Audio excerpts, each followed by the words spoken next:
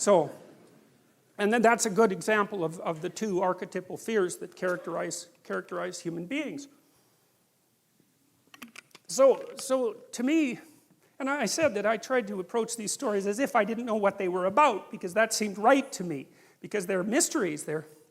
Everything about them is mysterious, and why we have them is mysterious, and what the hell you're all doing here is mysterious, you know, listening to this lecture. And so, and reading Jung, because Carl Jung was very, very helpful in this, because he faced these stories with a beginner's mind and presumed there was something to him that he didn't understand, given that they were at the very bloody bottom of our civilization, you know, which is historically perfectly clear, and that they came out of the midst of time. And he wasn't satisfied with the idea, the Freudian idea that God was just the father, or the Marxist idea that religion was the opiate of the masses. It's like, if religion was the opiate of the masses, then communism was the methamphetamine of the masses, I can tell you that. So,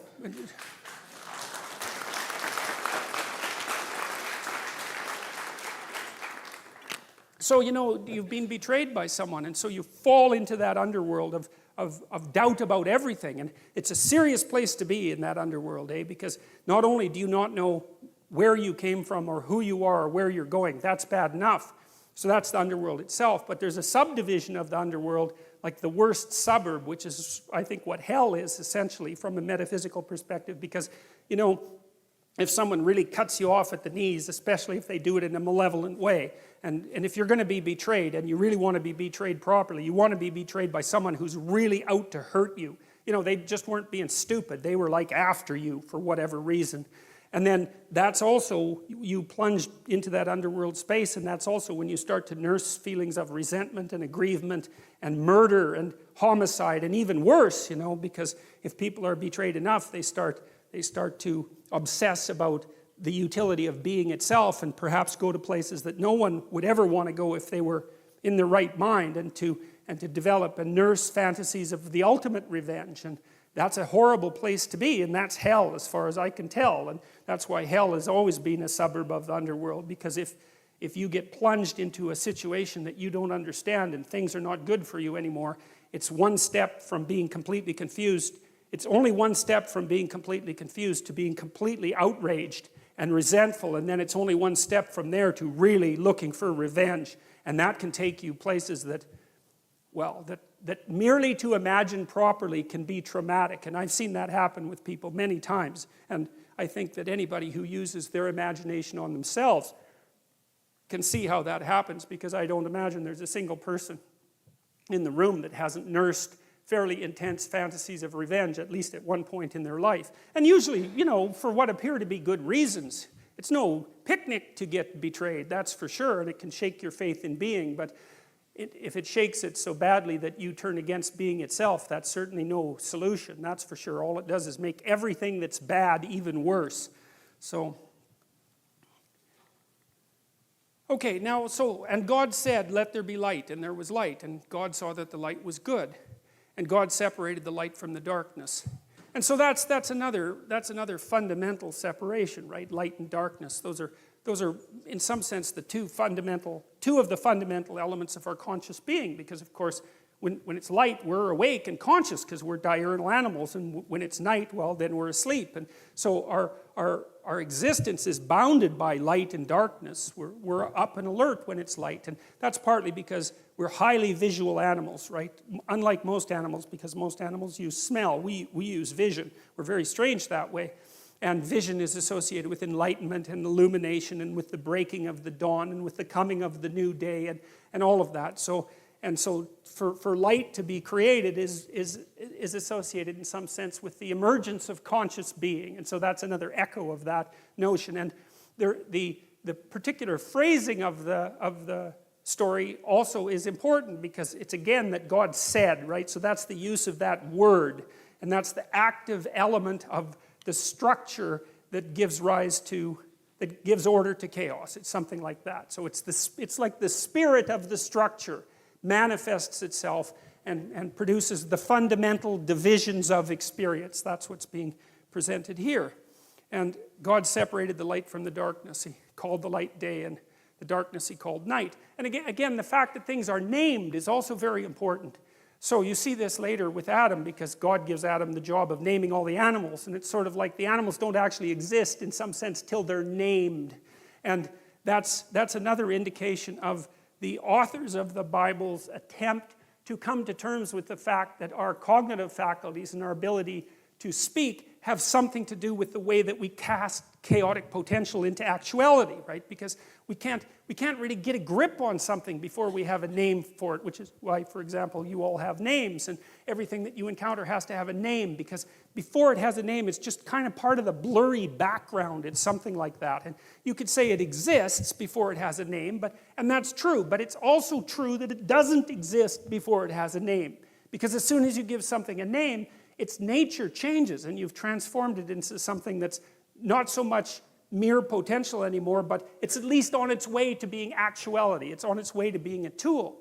And so the act of naming is repeated continually in the first chapters of the Bible, and the reason for that is this continued emphasis on the importance of consciousness and conscious articulation and speech.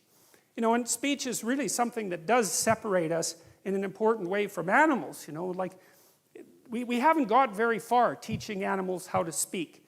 The best we've managed so far is some parrots, right? There's a gray African parrot. There was one of them that got up to about a 4-year-old level, and that's mind-boggling, because like, how big is the brain of a parrot? It's like that big, and that bloody thing could talk, and so that shows you how much we know about brains. But I know they're small and all that, and we tried teaching chimpanzees to talk, and they could kind of get somewhere with sign language, especially if you started when they were young, but they don't have the capacity for language like we do, and they were never able to really pass it on to the next generation, which is obviously a critical element of really having that ability.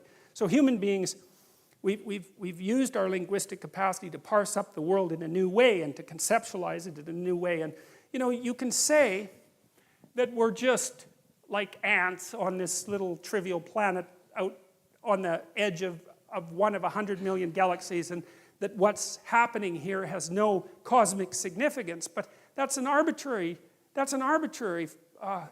proposition, you know? I mean, we're very complicated things, and whatever's going on this planet has to do with conscious reality. And the transformations of consciousness, for all we know, might be the most important things that happen everywhere. There's no reason to consider consciousness a trivial phenomena. I mean, it's taken 3.5 billion years for you to develop the brain that you've developed. And human beings are amazing creatures. I mean, just a casual walk through YouTube and all those crazy kids that climb cranes and do that. What's that?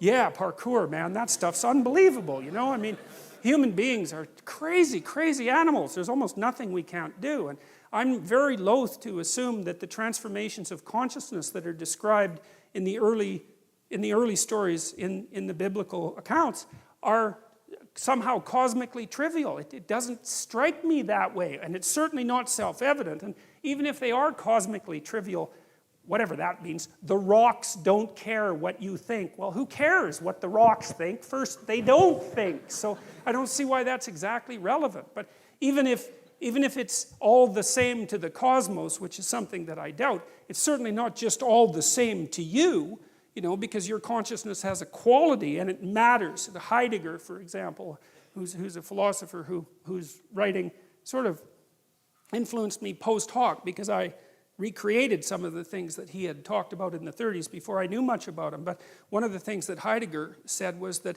the fundamental element of human being, of human phenomenology, was care. He said that that's the basic essence of your being, is that you care about things. You know, and that's either negatively or positively, right? To not care about something or to hate it is still to be involved in care. And so, even if the cosmos itself is neutral with regards to our existence, we're not, and we're the only things that we know of that are conscious, and so, well, we might as well go with that. And there's no reason. See, I can't help but think that the constant attempts by people to trivialize the nature of their own consciousness has a dark side. I'm a psychoanalyst, and so I always think that way. It's like, well, first of all, if you as a being don't matter, then you don't have to do anything. It's a great justification for total lack of responsibility. And that really twigs something for me, because, you know, people who are bent, let's say, or vengeful or angry, are always looking for a reason why they don't have to be responsible for anything. Plus it's a lot easier. And so the notion that consciousness is trivial immediately allows you to wander down that path. And so I'm skeptical of those claims.